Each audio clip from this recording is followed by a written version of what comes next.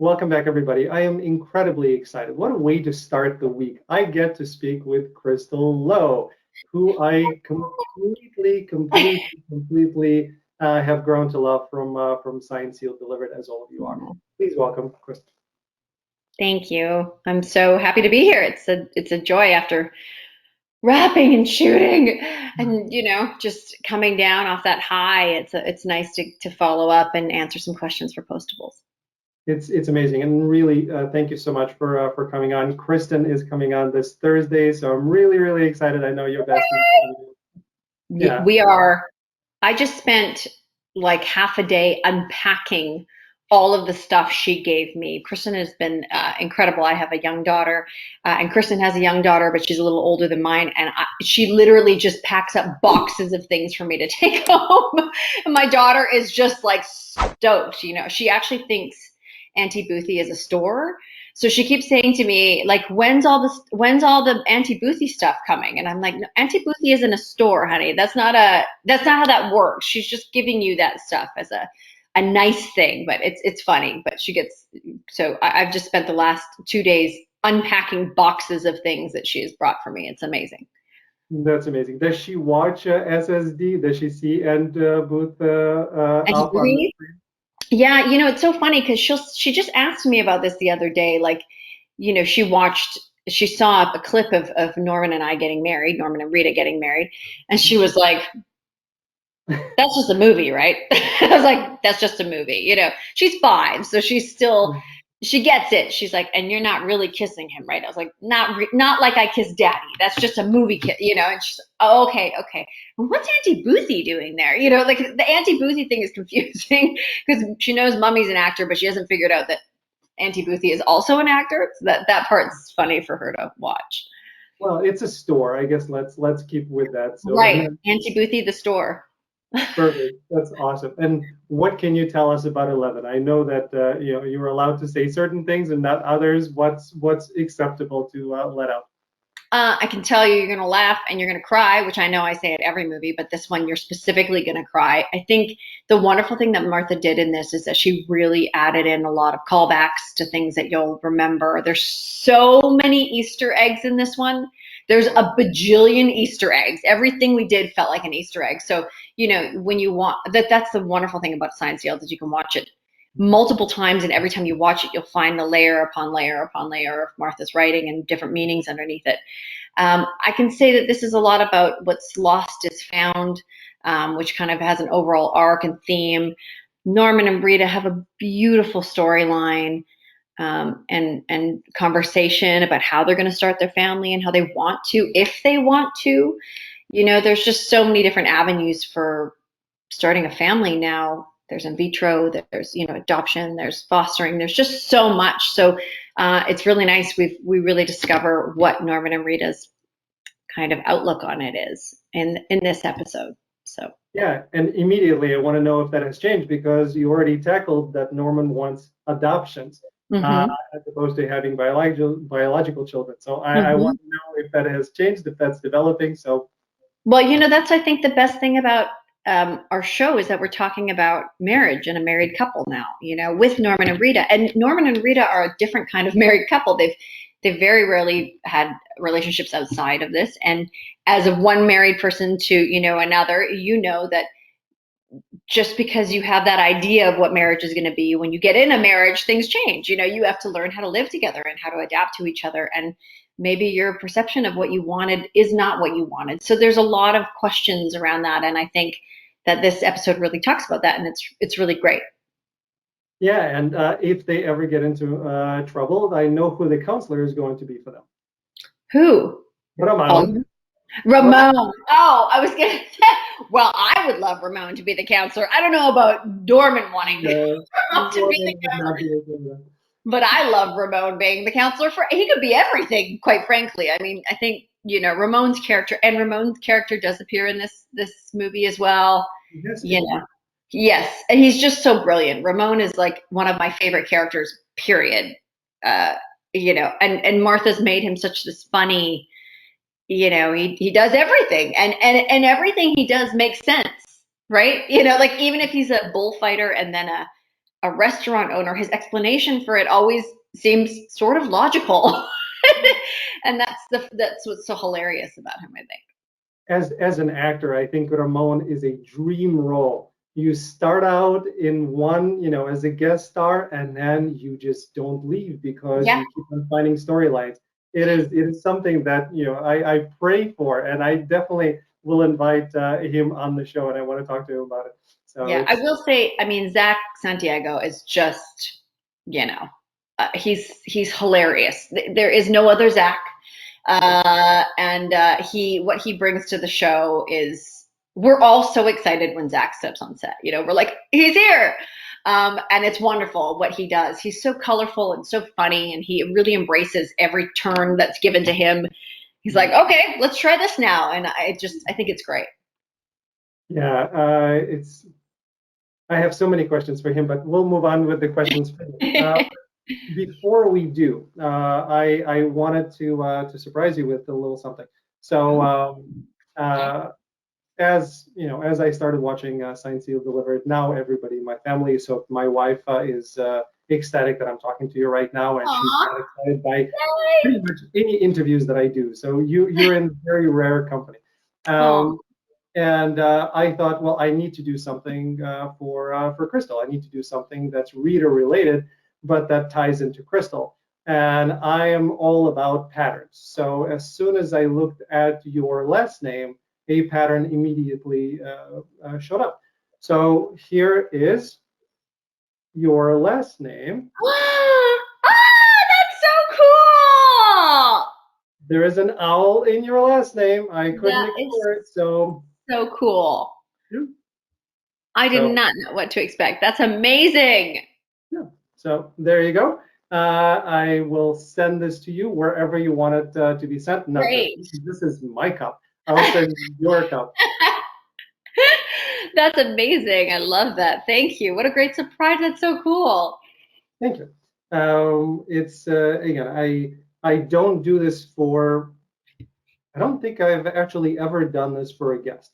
Oh, This is really kind of my heart, and I just wanted to express it. I have something for Kristen. So Kristen, if you're watching, I aw. have one for you. That's tied into you specifically. So yeah, it's I just really feel like all the postables, I'm sure, feel a special connection to SSD, and I have to thank Jeff for that because I interviewed Jeff in October of last year when I had Mm. not known anything about Signed, Sealed, Delivered, and his reps, kind of approached the show. We talked, and I did my research and I interviewed Jeff, and then only a couple of months ago is when I said, okay, it's the right time to watch Signed, Sealed, Delivered, and then I couldn't stop, and I completely, head over heels in love, and it's the right energy for me. So thank you, Yeah. Jeff. Aw. Yeah, it's, people, I think Science Field is a show people need right now. Yeah. It just brings a lightness, but a depth that is not, you've seen a lot of, we just need some hope and some like calm and kindness and joy while not pretending like there isn't serious issues. We know there are serious issues in the world and in life that we need to deal with, which I love about Martha's writing. But then there's still that comedy in it that you can still laugh and you can still watch these really funny, quirky characters. And they're all so different, our characters on our show. I think that's another thing I love about the show is each of us we're not interchangeable with anybody else. We are our own people. We're fully developed as our own people. And I think that's the genius of her writing. It is, Martha. You're amazing, and I also want to talk to you, so I'll be reaching out to your folks as well. The whole Jeff connection. I know you've known each other for over 20 years. You went to the same high school. Forever. Yeah. Did I know that you were at the time that you were kind of auditioning for the show? You had another show that you may have been a regular on, and you kind of had to choose between the two. Did knowing that Jeff is a part of SSD have anything to do with it? Did you have any conversations with him at that time? I didn't know he was part of SSD at that time. Even Yeah, better. I had no idea. So it was Martha that called. Martha insisted that I talk to her, which I was like, no, because if I talk to her, I can't say no to her. Like And I didn't know what I wanted to do at that point, because I was much more comfortable doing a sci-fi show. And that was what the other show was. I was much more comfortable in that world. Being Rita was very foreign to me. I did not in a million years think I was going to book that job. I almost went in there as like sure, well, I'm not doing anything today. It's Tuesday. I didn't put anything on it. I wasn't expecting anything. So when I got the job, it was terrifying. What I will say is I had a lot of moments with myself, as I've been growing as a human being. And I remember sitting in my car thinking like, I want something that scares me every day. I don't want to go to work and feel complacent. I'm one of those people that as soon as I start feeling like I'm not being pushed and challenged, I am desperate to be pushed and challenged. Like I need it so badly. So I was terrified when I got signed sealed. I was like, I can't do this. And it wasn't until after that I found out that Jeff, because I asked who the rest of the cast was, and she said Jeff, and I was like, what? Because I just got off a series with him. We did Primeval New World together. I thought that was hilarious, so I called him and was like, we're doing this show together. He was like, what? It was a very funny, weird connection. And then we discovered that we lived across the street from each other. Like I lived in a condo behind him. Like it was so bizarre. Because they dropped us off one day and I was like, no, my condo's here. And he's like, no, my condo's here. And I was like, what? We live beside each other too? Like, I can't get rid of him in the best way. He's going to be in my life just popping up everywhere. I think that's great. And then you were in some of the same shows. You both did Psych. You both did, I think when I was going through your IMDb, there were 2 or 3 others that you both did. So I know it's a Vancouver thing as well, because, Yes. It's not a huge community there. But it's very cool to have that connection with friends. Yeah, for sure. I wanted to kind of ask you, because in listening, in prep for this, in listening to some of the interviews that you have done, I love something that you mentioned. You said that I am in the business of empathy, and that speaks volumes to me, because Rita is all about empathy. So when you found yourself and found kind of the right way to play Rita, how did playing Rita influence you as a person? And what did you take out? I think it influenced me so much. I can't even tell you. I mean, I think we intertwined with each other in so many ways. The thing is I, for years and years, really only believed my self-worth was in my appearance. Years and years, and how I looked, or if I was, Instagram sexy enough, or I was, back then we didn't have Instagram, but I would have thought that if there had been. But that was something that my whole identity was so wrapped up in that. It was taking me a long time to get out of that. Luckily, I had an amazing mother who kept saying, "You can do more," and I was like, I don't know. But booking Rita was kind of the pivotal moment for me to go, oh, maybe I can do something else. Maybe I could be funny. Maybe I could be, like silly and not care about how I look constantly. It was a huge change for me. And I remember sitting we had a big photo shoot for the series. They flew out this fantastic photographer from LA and da da da da. All my life, because I modeled for a long time, I had this idea that I wanted this photo shoot, right? Like I wanted a photo shoot, with the executives doing this at the monitor and people being like, and I had I was in Maxim, I was in all these magazines, but it never felt, there was something different. Anyways, I remember sitting next to Jeff and I burst out laughing and he was like, are you okay? I was like, this is just so funny that here I am. I'm covered, from here to there. Like I'm wearing a skirt and a blouse. My hair is pulled back. I have hardly any makeup on. I'm wearing glasses. And this is the moment that I got the big fancy photo shoot.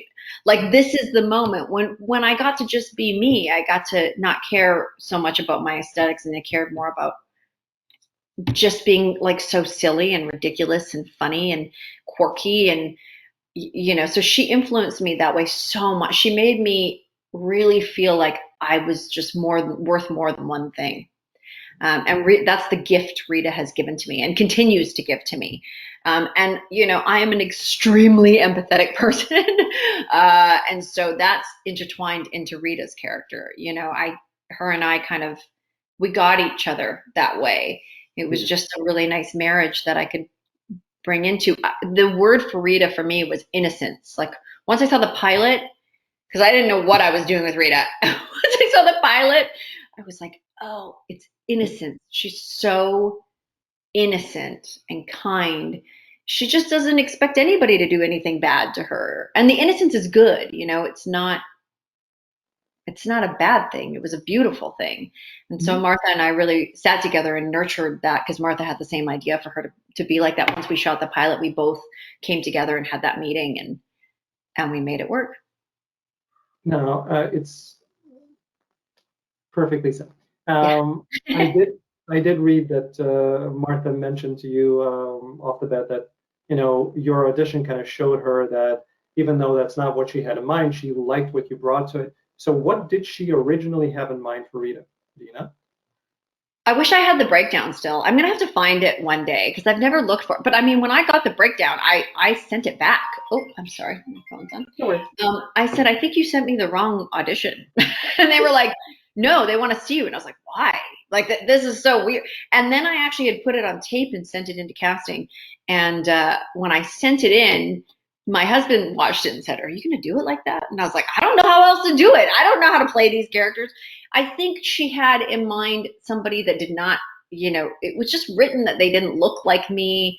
It was written that they were, I don't know. To me, when I read it, I almost saw the woman from the Drew Carey show. What was that woman's name? I think I know who you're talking Big about. makeup, funny, really funny, hilarious kind of woman. One day I'm going to find that. I'm going to find it. I'm going to post the original, idea of what Rita was. And then I came in, and when I auditioned, she said, I've heard this line hundreds of times, and the way you just said it it's like I'm hearing it for the first time. And I was like, oh, okay. So you like me? Oh, I feel like you like me. This is weird. Okay. She gave me some notes. I went outside, I prepped it, and came back in, and then that was it. Yeah, as an actor, it's one of those things where I've gotten breakdowns where I'm looking at it thinking, why me? Yeah. I even said that to the director and producer in one of the pilots that I did. I got to the callbacks, and there is a beautiful, 6'3", huge, muscular black guy who is auditioning for the same part as I am. And I ended up getting it. And then they're reading to me what they originally thought for the show. And they're like, great looking, incredible smile. All women want him. All men want to be him. And I'm laughing hysterically in my mind. And I basically said, and why did you call me? That's not really me. He's like, no, but when we heard you do it, we understood that no, it needs to go in this direction. And then they rewrote the way that the character looked based on me, and that was which was incredibly dashing and handsome as well. Thank you Yes. very much. Yes. Thank you. Not quite, but I appreciate this. Yeah, I mean, I think as a director now, because I direct now and I write as well, you have an idea that's very specific, and you kind of are hoping to fill that idea. The same way if, the first time I read Harry Potter, when I saw the way they animated Dobby, I was like, how dare you? That is not how I pictured Dobby in my head. Yeah. I was so mad. I was like, what? That's not Dobby. Dobby does not look like that. So they do, you do come in with this idea of what you want, but sometimes you want your actors to bring it to life. Even as a writer, I'm writing it on a page, but I want you to show me something I wasn't expecting, or give me something. They had been looking for Rita for a really long time as well. They had seen a lot of people for that, which was nice for me to hear. They had been looking, and something wasn't clicking for them and what they were looking at. And then I walked in. I mean, I went in on a Monday. I got the job offer on Wednesday. No, we started. I think I got the job offer that night. We started. We went to rehearsal. Yeah, it was quick. It was really, really quick. Well, yeah. When it's right, it's right. Yep. So little sidebar on Harry Potter because I love it as well. So which house would you be sorted into? I mean, of course, I'm going to say Gryffindor because that's the one that everybody says. But which I one do do you think though really that think that you would be sorted into? I don't know. I think I would be a Gryffindor. I actually think that that's where I would fit Okay. probably the most because I'm not a Hufflepuff. I would like to be a Hufflepuff, but I would suck in there. Like I wouldn't know how to do any of that. Like it just, I would just all my Hufflepuff is a plants, right? Like they're much more. I think that's Softer than isn't it? that. Yeah. I mean, Yeah. everything I touch in terms of planting anything dies. So I'm like, don't put me in that, but give me a You're not a sword. And I'll, like, Slytherin, for sure. yeah, Yeah. yeah. Slytherin would just be fun, but I think I'm more of a Gryffindor. Did you ever go to Universal and get the sorting Yeah, hat? I did that. Which one did it sort you? I got Gryffindor. So did I. Yeah, So there you go. We're meant to be.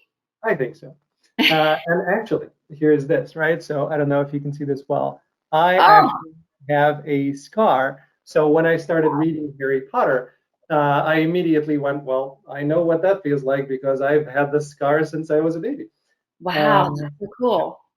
I fell out of my crib. My brother was coming in, and I went, ah! Well, we need to think of a better story. We need to change it to It's you had a it's wizard like come. Harrison Ford with his injury. We can come up with a really creative, Yes. manly one, or we can have the real one. So we'll erase this a little bit. He was fantastic, trial where I got knifed. Uh, anyway.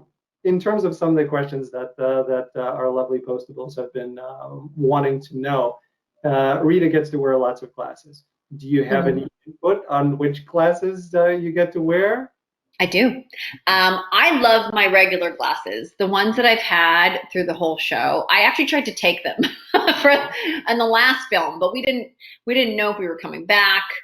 I tried to take them on this film too because I was like, well, I don't know if we're coming back. Like give me the glasses because those glasses are Rita's like original glasses. They're a vintage pair. You can't get them anywhere else, and they're mine. They make Rita those glasses. I did love her wedding glasses. I got to choose between those. And this one, they asked me which ones I wanted to wear, but I just like the way her original glasses look of all of them. Even though I've worn some fancy ones, I like to stick with what works, and that works. Yeah. That's cool.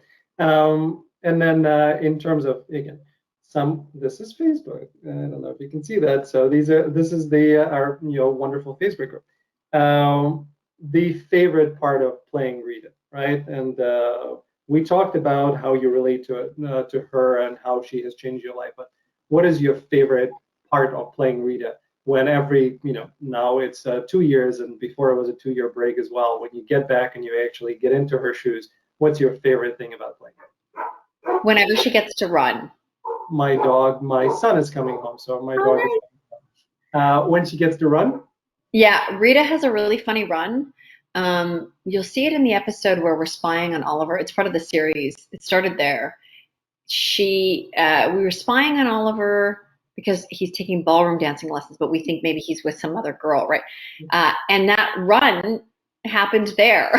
And I didn't know I was doing anything funny. It's just the director was like, "Oh my, what is that weird run you're doing?" And I was like, "What weird run?" And then I looked and I was like, I guess that's Rita's run. She kind of like holds her purse tight and runs and I love her run. So for a long time, Kevin Fair, our previous director, was just like, he's like, I'm just trying to find a place for Rita to run.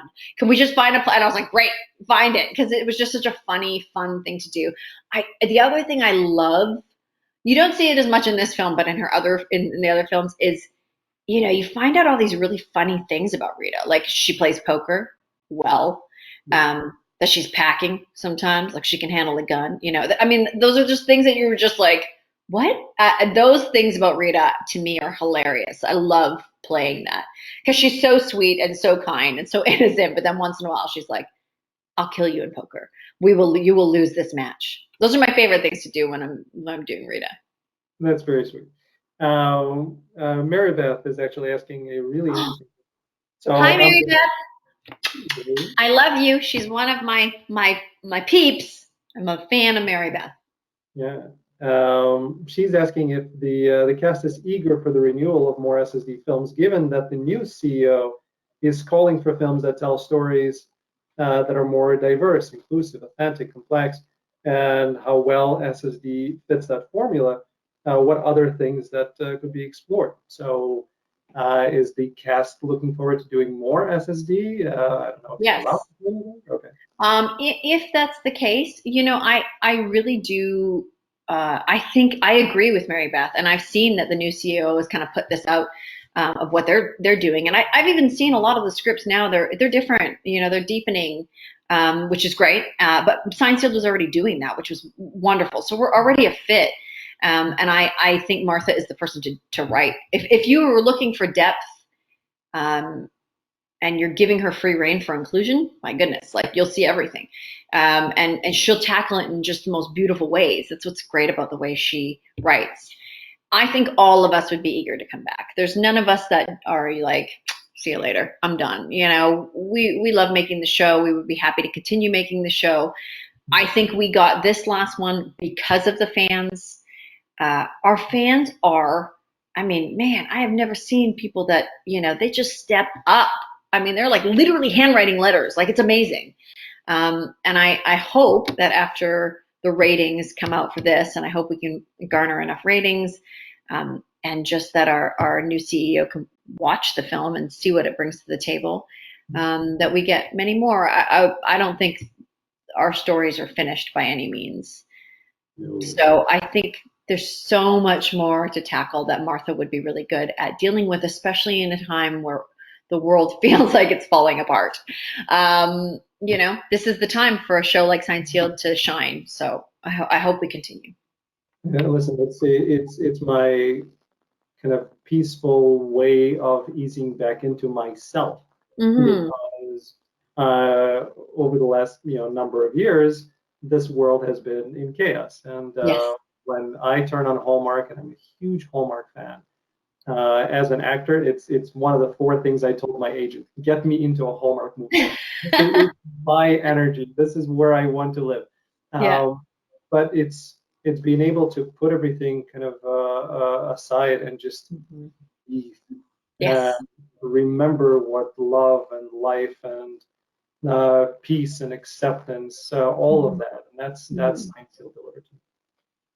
So, Yeah, I mean, I'm just hoping that we continue. I remember, I just said this to Jeff the other day. I remember sitting in the van with him, that when they're driving us home from set, and he said, my agent said to me, "Are you ready to do this for 10 years?" This was in the pilot, I think, and I was like, "You think it's gonna go for 10 years?" And he was like, he goes, "I don't know. That's what she thinks." And we were laughing in the car on the way to work this time because we were like, "Well, it's technically been 8 years that we've been doing this show. I mean, there was a gap in between because of the pandemic, but if we get another 2 years out of this, I will laugh so hard because when you sign on for a show, you just have no idea. If it could go for one season, it could go for 3, 4 if you're really lucky. But for it to continue the way that it's continued, there's a reason it keeps continuing. It's supposed to. People need it, and I always believe that things happen for a reason, and I don't think that it's the end. So I would be happy to continue doing it, and I know the rest of the cast. I know for a fact that they want to do it. I hope so because it's needed. It's sorely needed, and in absence of having binged everything, in absence of any Science Field delivered, I've been watching a ton of other Hallmark programming, and I like some of it. I'm becoming really invested in Good Witch, which is beautiful, and I've Yeah. watched some films, but Science Field delivered is very special, and I want more of that. I agree. And doing that whole journey, right? You kind of went from sci-fi and horror and some of the other non-Rita types of work that you were doing to doing Rita, and that opened up a whole Hallmark beautiful journey where you've done. I actually wanted to count the number of Hallmark films that you've done, and I didn't, but it's seems to be closer to 20 or somewhere in there. Have you counted Wow. later? I have never counted. That's crazy. I mean, yeah, I mean, Signed Sealed alone, it says this is movie 11, but then we also did the Christmas movie, the pilot, So really, it's like more like 13 movies that we've done, because the original pilot was a 2-hour movie, and then we did 10 episodes. So I mean, just that alone is like, you're like, oh, I've done 13 movies just with Signed Seal plus the other ones. Yeah, it's been a great journey. I've had a really good relationship with Hallmark. They've treated me so well, and I'm no complaints. I can't complain. I get to work with them a lot, and it's been super fun. Um, but now I want to direct for them. That's the goal next. I know. So Has it opened doors for you, or have people kind of started looking at you in now the vein of Hallmark, and it closed some doors? um, you know, I don't know how to answer that, because I think it's a bit of both. I think sometimes people look and go, okay, well, that's what you do now. Um, but then on the other hand, like, I just shot a thriller that's very different. That's not like this at all. I'm the lead of that. So it's not closed doors for me. Doors are never really opened or closed, in my opinion, anymore. They just are whatever I make of them. So so I'll just keep making my doors that I want and walking through them. There is, the wonderful thing about Hollywood, as you've seen, is you can reinvent yourself a bajillion times. And in fact, if you don't reinvent yourself, you're going to find yourself in a really small box. Sure. Um, so I am constantly reinventing. I love reinventing myself, because I'm changing and evolving. I'm becoming something different every couple of years. I'm certainly not the same I was when I, was 20. A different person. So I get to, and I have ownership of my own career. I think that took me a really long time to understand and know. Um, it doesn't belong to anybody else. It's mine. So I'll just steer it in whatever direction I want next. And that's the right way to look at it. And you're doing directing, and you've gotten really great press on it. Is there a new thing that you've directed that we need to look out for? Yes. So I actually starting a Kickstarter fundraiser for Post. I shot a short film during the pandemic that I wrote, directed, and starred in, which was crazy. I had a camera op and a sound guy, and that was about it. And obviously the other actors, but we shot it. I wrote it. I'm very excited about it. It's about an ex-adult film star, actually, who doesn't want to be in the industry anymore. And so she's trying to get out, but nobody will accept her. Nobody will, because there's so much judgment on that. And the short film follows her story of just she wants to reinvent herself, and nobody will let her reinvent herself.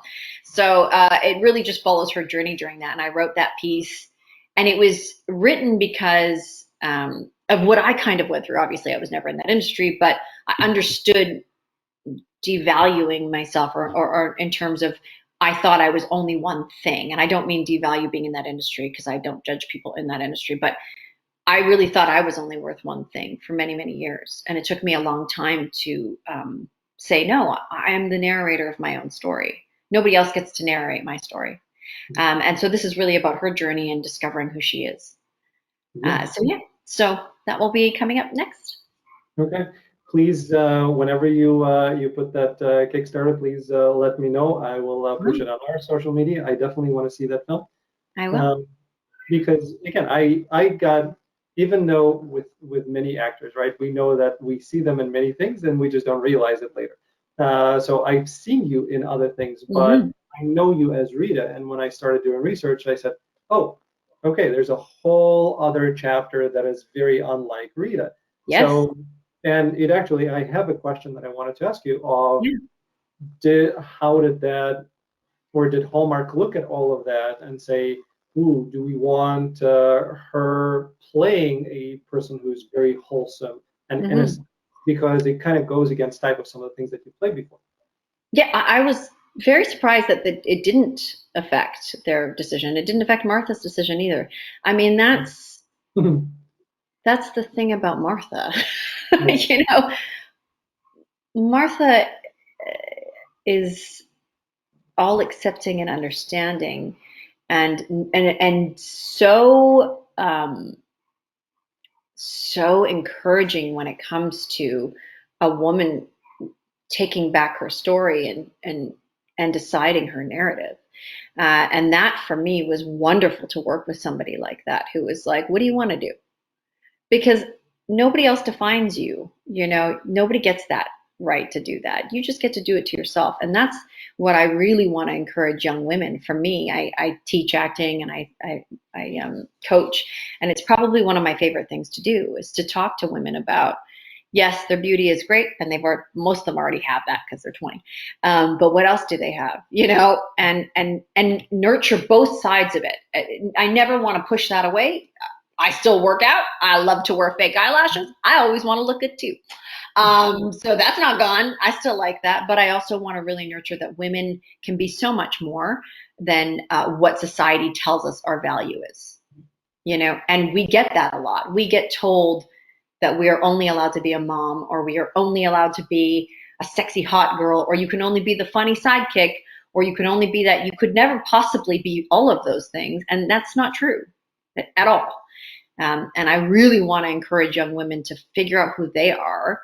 And if they want to change who they are in their life, then do that too. Or if they don't want to. But what I don't like is watching how the world kind of shapes and forces women into boxes and makes them think that they can only be one thing.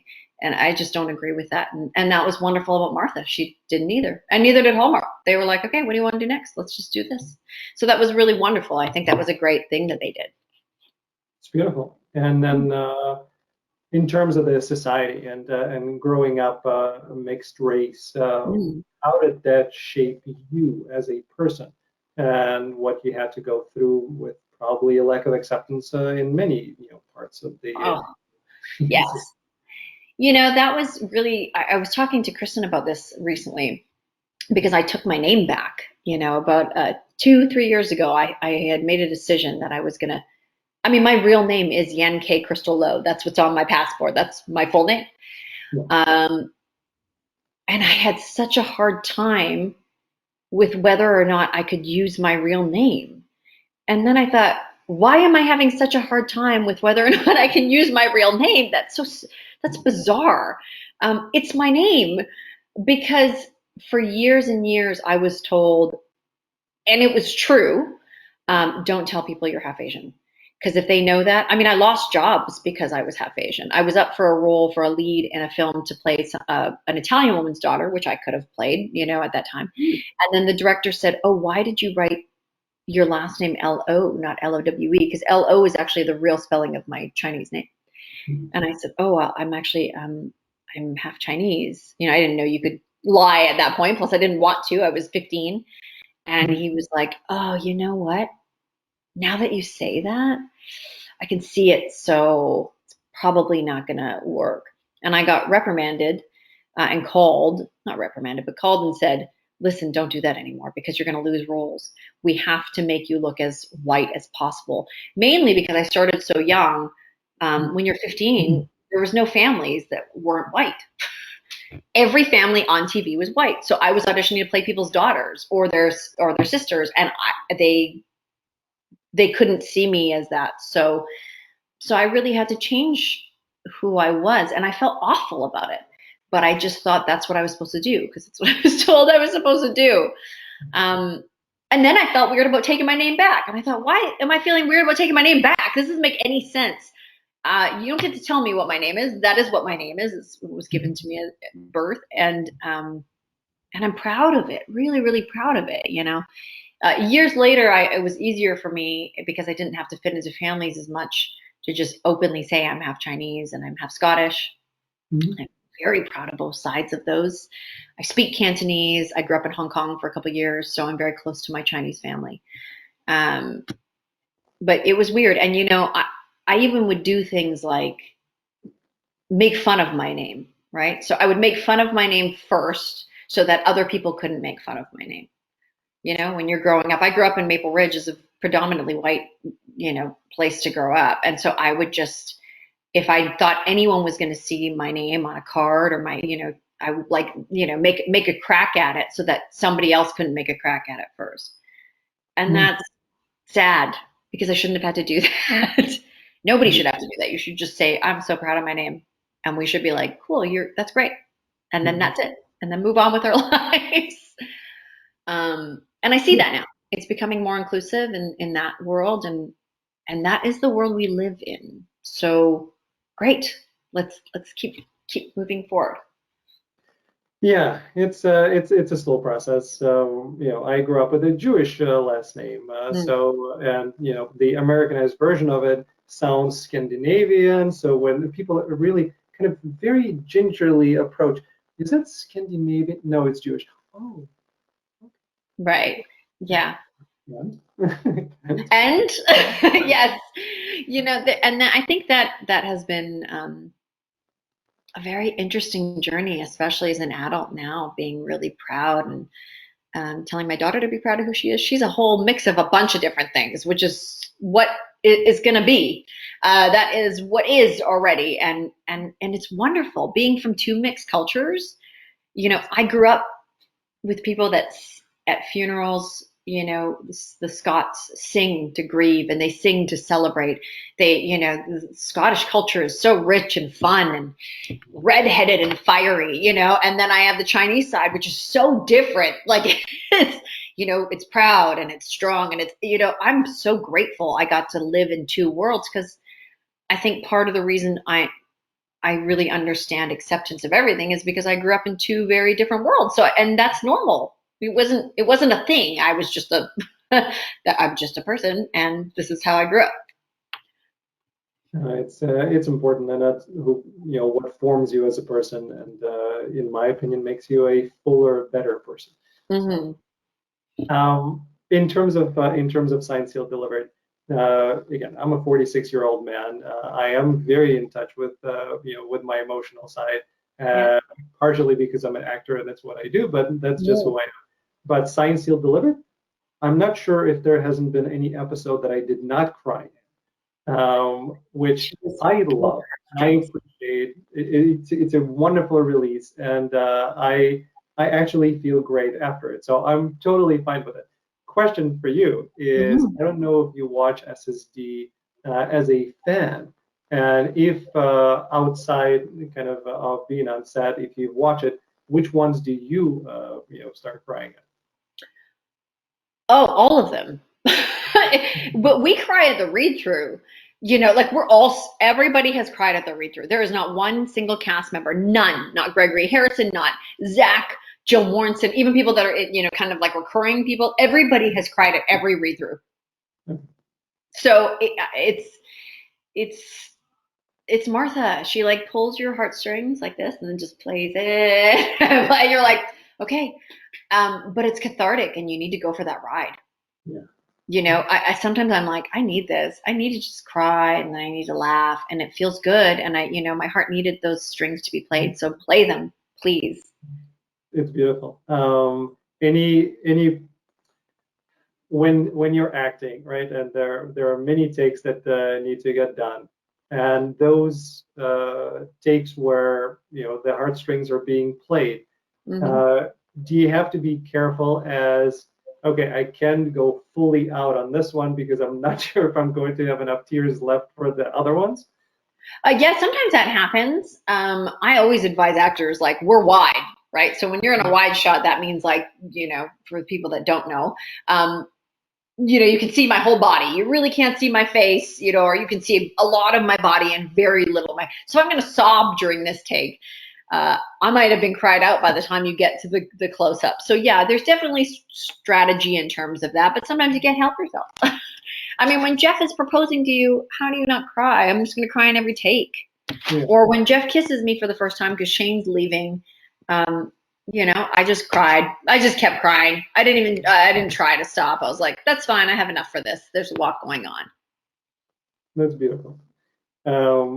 Yeah, and I think again, you're working with such talented actors that you don't necessarily need to draw from within. Just be present with them, and it's going to come on its own. Yeah. Yeah. Perfect. Last question that I wanted to ask you as we're wrapping. If you had a chance to go back in time, you were on a hot time machine Yes. with Jeff, by the way.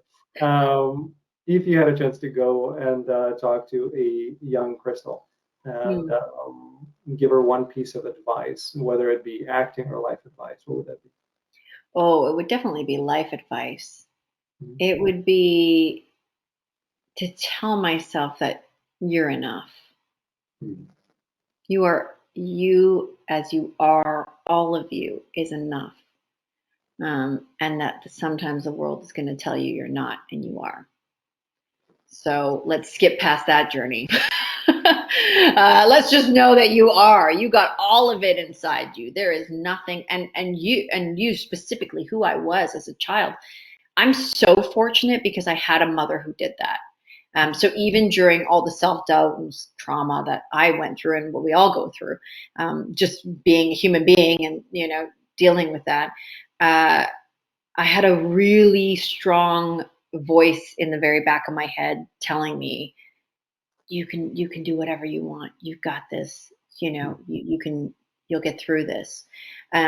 I specifically remember a moment in my life when I had broken up with my high school boyfriend, and I was like devastated. The type of teenage devastation. Like you can't control that. You're like, Mom, call him, call him. Like it was like crazy emotional. And I never forgot. She said to me, I want you to stop and remember this moment. And I was like, why? She goes, because you're going to get through this. Mhm. It's going to pass. But I want you to, in the rest of your life, remember that you got through this, that right now you feel like it's the worst of the worst, like nothing can help you, but it can. And you will get through. And every other time you go through something where you think like there's no way I can get through this, remember this moment because you will get through, and you'll get through all of the other moments too. And so I had I'm lucky because I had a mom like that, you know. So I would tell myself that, and tell myself to listen to my mom more because she was right. I just couldn't tell her she was right until I was in my 30s. Yeah, that sounds about Yeah, accurate. as you do as a young. I'm not telling you. You don't know anything. Ah, boy. I did say last question, and then I remembered that I wrote this list, which I told you about. You and I have a very similar taste in movies. Okay. As I listened to your interviews, Yes. you mentioned two of my all-time favorites, which is Serendipity and Love Actually. And I just kept writing my other favorite movies in that genre. I wanted to see which ones do we agree on. Do you Okay. have any other ones that come off the top of your head that you just have to watch on occasion? Tootsie. Or I can read my list. Which one? Tootsie. Tootsie. Okay. Tootsie is Different. one of my all-time favorite films. Period. Hashtag forever, forever. It's some of the best acting. Um, I love Stephen Bishop's song at the end. Maybe it's you. I actually listen to it on repeat as I write. When I write romantic comedies, that's what I listen to. That and Time After Time. Strictly Ballroom. Time after time. Yeah. Yeah. Strictly Ballroom is one of my favorites. Kung Fu Hustle. If you've never seen Kung Fu Hustle, It's awesome. it's brilliant. It's the funniest movie ever. Yeah. But Serendipity is like like I just love that movie. And I don't know what it is about that movie, Yeah. but I love it. Same boat. For me, in that same vein, it's The Holiday, Oh yeah. which again, it's that same kind of energy. Hmm. Kate Leopold, Oh yes, that's a good one. One Fine Day. Oh, is that with George Clooney? Michelle Yes. Pfeiffer? Yeah. Yes, I haven't seen that in a long time, but that is a good one. Uh, and then again, there's a whole bunch that I love, but they're kind of they're all beautiful. And then I think the last one is um, Somewhere in Time. I don't think I've seen that. Somewhere in Time is with Christopher Reeve and oh my God, I forgot her last name. Forgive me, audience. Um, she's done so many soaps. She's the queen of soap, and it's a movie where he meets someone. He's a younger man. He meets someone in a hotel that as an older woman and says, "Come find me." And then he looks at her photo. He realizes who she was and who she was many, many, many years back. And then he figures out a way to go back into the past to be with her. It Oh is wow. very, very beautiful movie. So that's kind of in that same book. Anyway, Great. so I'll have to watch it. You yeah, got to watch Tootsie. I have watched Tootsie, but I haven't watched it recently. I remember Dustin Hoffman. When, by the way, funny story here, right? So I told my parents I want to become an actor, and they said, "You may have Dustin Hoffman's nose, but not his talent." Thanks, Mom. I'm gonna do it. That's hilarious. Yeah, but I did really enjoy it. He's brilliant in that film. Bill Murray's brilliant in the film. Like it's just a great movie. And it's a great movie about a guy understanding what it's like in a woman's world. Like he really starts understanding what it's like to be in that world. And he's like, this is what? Why does this happen? You know? And I love the idea of, I think the reason I love Serendipity so much is because I really love the idea of fate. You know, I love that idea of like you know, fate will take you wherever it's supposed to take you, and if it's meant to be, it'll be meant to be. And I love that concept in general. And I actually, from an acting perspective, I think it was an interesting choice with Serendipity. They really didn't have them work together until the very end. And that scene when they meet up, it kind of, you know, they kept them apart for a specific reason. I thought that was a very interesting choice, and I love Dale. Yeah. Anyway, thank you so much for coming on. I really, really appreciate it. I can't wait until 11 comes out and I can cry again.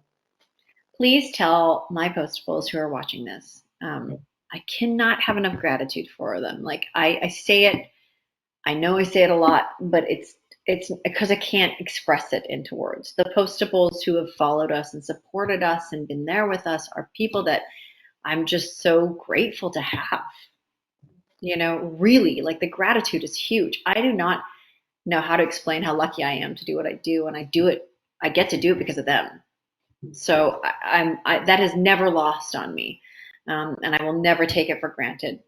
And I'm so grateful that they've shared so many stories with me and told me how SSD has helped them. It's changed my life. So I'm so happy it's done that for other people too. Thank you, Postables, for watching. I look forward to talking to you in the comments below on Facebook and everywhere else. So thank you, thank you, thank you. Thank you, Bianca Crystal.